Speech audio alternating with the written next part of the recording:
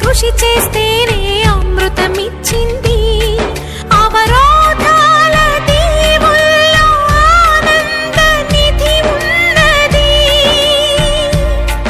కష్టాల వారధి దాటిన వారికి సొంతమవుతుంది.